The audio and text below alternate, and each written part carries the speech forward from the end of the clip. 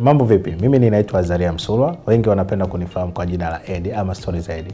Kuanzia hivi sasa stories zangu zinapatikana katika application ya Kahawa Time. Utaweza kuipata application kupitia Play Store ama Apple Store. Kahawa Time inaenda kubadilisha soko la uandishi.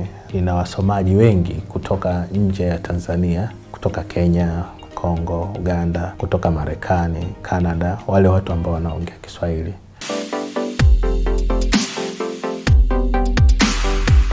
Kitu ambacho waandishi walikuwa wanalaki ni sehemu sahihi ya kwenda kuweka kazi zao, na sehemu ambayo manake wengi walikuwa wanatumia mifumo ya WhatsApp kuanzisha magrupu au kuuza WhatsApp. Kile kitu ambacho kilikuwa ni kwanza ni kigumu, kwa sababu story moja unaweza ukamuuzia mtu mmoja na ule mtu akaenda kuisambaza kwenye groups, kwenye channel, sehemu nyingine. Kwa hiyo unajikuta umepata pesa ya mtu mmoja na story imesomwa na watu 1000. Kwa hiyo ilikuwa ni big risk katika biashara ya mwandishi, lakini kwenye Kahawa Time kuna security nzuri ambayo mwandishi akiweka story yake pale hataweza kuikuta imeibiwa.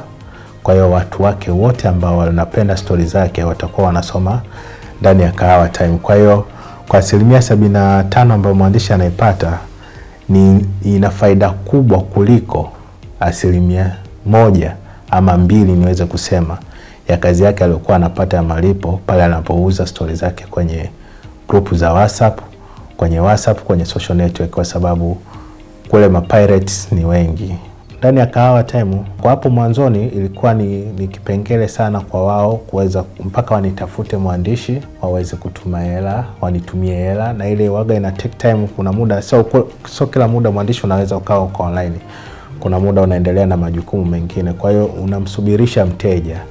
Lakini ndani ya Kahawa Time muda wowote, wakati wowote anapohitaji kununua story, hana haja kuwasiliana na mwandishi, ni yeye na namna ya kulipa pale, atafuata procedure za kulipa. Baada ya hapo atafanya malipo na atasoma kazi yake. Katika Kahawa Time ndio watu wanatoa maoni, na uzuri kwamba wanakuwekea rate pale uweze kuona kwamba hii story yangu bwana rate yake ni 2, story yangu hii rate yake ni 3, story yangu hii rate yake ni 5 ya 5. Kwa hiyo kama mwandishi wewe ndio unakuwa unapambana kuhakikisha kwamba ninaandika kazi nzuri ambayo watu wataifurahia. Ninawashauri sana waandishi wenzangu waweze kujiunga ndani ya Kahawa Time.